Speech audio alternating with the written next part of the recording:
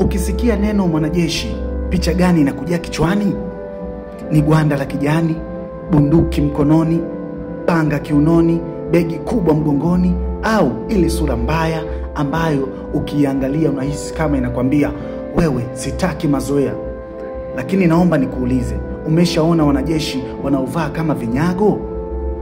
Kama utabahatika siku moja kutembelea Vatican, ambayo licha ya kuwa nchi ndogo kuliko zote na makao makuu ya kanisa Katoliki duniani, utaona watu wamevaa kama vinyago. Hawa mabwana wanaitwa the Swiss Guard.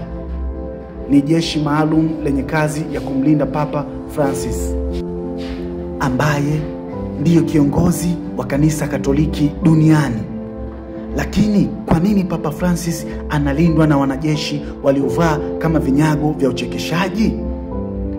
The Swiss Guard, hili ni moja kati ya jeshi la ajabu na la pekee duniani, likianzishwa zaidi ya miaka 500 iliyopita huko Uswizi. The Swiss Guard wanashika rekodi ya kuwa jeshi lenye idadi ndogo zaidi ya wanajeshi, likiwa na wanajeshi 135 tu. Lakini sasa, pamoja na idadi yao ndogo, wanajeshi hawa unaambiwa wamechukua 16% ya raia wote wa Vatican. Hatua hii inaifanya Vatican kuwa moja ya nchi yenye wanajeshi wengi zaidi duniani. Na kama unajiuliza kwa nini wameaminiwa kumlinda Papa, historia inatambua Uswizi kama moja ya nchi zilizokuwa na sifa ya kutoa majeshi na wapiganaji wazuri. Nakala nyingi katika historia zinahitaja Uswizi kama nchi iliyokuwa ikitoa majeshi na askari wa kukodi katika maeneo mengi zamani huko barani Ulaya. Na moja kati ya majeshi yaliyokuwa yanasifika vitani kwa uhodari wa kupigana na kushinda vita waliitwa the Swiss Guard. Lakini haukuwa uhodari wa kupigana pekee ndio uliwafanya Swiss Guard waaminiwe na viongozi wakubwa Ulaya. Hawa Swiss Guard walikuwa na sifa kubwa ya utiifu na unyenyekevu. Mwanzoni mwa karne ya 16, sifa za hawa wanajeshi zilimfikia Papa aliyekuwa madarakani muda huo, Papa Pius wa pili. Na tukisema tuiangalia historia ya kanisa Katoliki hata kwa uchache, jina la Papa Pius wa pili linaweza likachukua karatasi nyingi kwenye maandiko yetu. Huyo bwana alikuwa wa kipekee kidogo, na naweza kuwaambia alikuwa na maono. Ni Papa huyu ndo alianzisha makumbusho ya kihistoria kule Vatican, ambapo leo hii ni miaka zaidi ya 500 imepita, na makumbusho haya bado yanapokea mamilioni ya watalii kila mwaka. Lakini pia ni Papa huyu aliyepitisha mpango wa kulifanya kanisa lililopo Vatican la St. Peter's Basilica liitwe kanisa kubwa kuliko yote duniani. Kiufupi, alifanya vitu vingi ambavyo havikumfurahisha kila mtu. Na kwa tafsiri hii utakuwa haujakosea ukisema Papa Pius wa pili alitengeneza maadui ambao wengine walitaka maisha yake. Kwa hivyo, kupata habari za wanajeshi wanaokipiga kweli kweli vitani, wakipambwa na sifa ya utiifu kwa yeyote aliyewalipa wamfanyie kazi, habari hizi zilikuwa ni kama mziki mzuri kwenye masikio ya Papa Pius wa pili. Hakuchelewesha muda. Mnamo mwaka 1505, Papa Pius wa pili aliomba nchi ya Uswizi imkodishie askari 200 wa Swiss Guard, ombi ambalo lilikubaliwa. Na baada ya safari ndefu ya miezi 4, wanaume 200 walifika kwa bosi wao mpya mnamo Januari 1506. Na tangu siku hiyo Vatican ikawa ndiyo makazi yao mapya. Lakini sasa ukiziangalia kwa ukaribu sare za Swiss Guard, utaona ni kama pajama lililoundwa kwa rangi za blue na njano, huku likipambwa kwa kola nyeupe.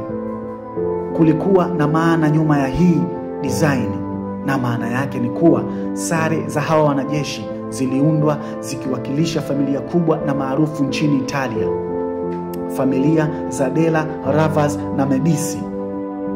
Ukirudi nyuma katika historia, hizi familia hazikuwa tu na ushawishi katika mambo ya kitaifa ya nchi ya Italia, isipokuwa zimewahi hata kutoa papa kadhaa waliowahi kuliongoza kanisa Katoliki duniani.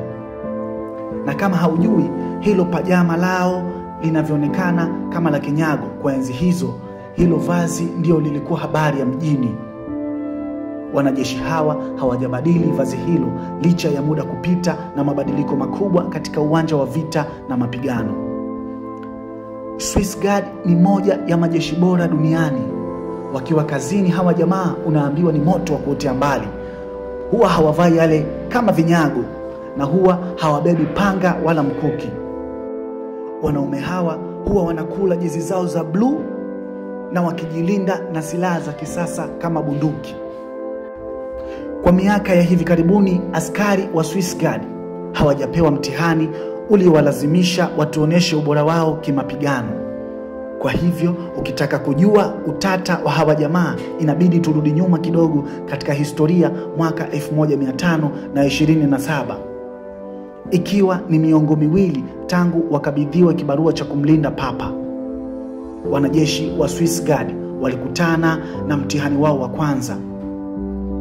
Kutokana na migogoro ya ndani katika dola ya Roma, wanajeshi zaidi ya 2000 wa mfalme wa dola hiyo kwa wakati huo, Mfalme Charles wa V, waliuzingira mji wa Roma. Wakavamia nyumba za wananchi, kuua na kuiba mali za watu. Na baada ya mapigano ya muda, walifika katika lango la kuingia katika makao makuu ya Roma. Askari walinzi wa ngome hiyo walikuwa wamezidiwa mara 4 zaidi na wavamizi wao. Hakukuwa na msaada kutoka nje ambao ungewaokoa. Msaada pekee ambao wangeupata ulikuwa ni kutoka kwa wanajeshi wa Swiss Guard ambao kwa wakati huo walikuwa 189 tu. Wanajeshi wa dola ya Roma walikuwa wanavamia kutokana na migogoro waliokuwa nayo na mfalme wao, kutokana na kutolipwa maslahi yao. Na kadri walivyokuwa wakiua na kuibia watu, huku wakisonga mbele kuisogelea Vatican iliyokuwa ndani ya mji wa Roma, wanajeshi wa Swiss Guard walijiandaa kupigania yaliyokuwa makazi ya Papa wa wakati huo, Papa Clement wa 7. Maneno hayatoshi kueleza kilichotokea siku hiyo. The Swiss Guard waliandika jina lao katika vitabu vya historia kwa kutumia damu. Na hadi leo eneo walilopigania lilipewa jina la The Stand of the Swiss Guard. Lakini ni nini hasa kilitokea? Askari 189 waliokuwa wamebaki kati ya 200 waliokodishwa kutoka Uswizi mwaka 1506 walijigawa katika makundi mawili. Kundi la kwanza la askari 147 walichaguliwa kupigana na askari wa Roma mbele ya kanisa kubwa kuliko yote duniani la St. Peter's Basilica. Hawa mabwana waliingia mzigoni licha ya kuwa walikuwa wanajua hawana nafasi ya kushinda, sababu walikuwa wachache, lakini dhidi ya maelfu ya askari hatari wa Roma. Lakini kwa nini walijitoa kafara? Iko hivi.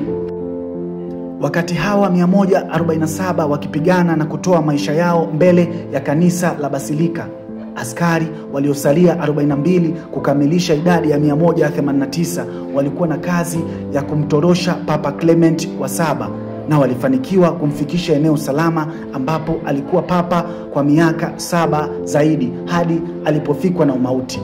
Kwa hiyo wale wanaume walijitoa kusimama mbele ya njia ya Warumi ili papa apate kupelekwa eneo salama. Lakini kama makala hii imekuvutia na umetamani kuwa askari wa Swiss Guard, nikwambie tu masharti ya kuwa Swiss Guard ni magumu na sidhani kama una nafasi. Nasema hivi kwa sababu sharti la kwanza, unatakiwa kuwa raia wa Uswizi, kitu ambacho nina uhakika wewe sio. Kwa hiyo hadi hapo sahau hizo ndoto zako.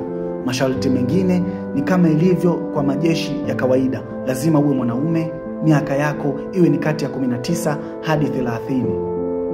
Ukiachilia mbali uraia wa Uswizi, ni lazima upitie mafunzo makali ya kijeshi kukuweka tayari na mapigano muda wowote. Lakini uwe na urefu wa takriban sentimita 174 na ni lazima uwe Mkatoliki. Bila kusahau hautatakiwa kuwa umeoa. Mshahara wa hawa jamaa kwa mwezi ni euro 1300 ambayo ni zaidi ya milioni 3.6 kwa fedha za nyumbani hapa Tanzania. lakini uzuri ni kwamba inaaminika katika Ukatoliki ukishakuwa askari wa Swiss Guard, siku ya mwisho utaingia peponi.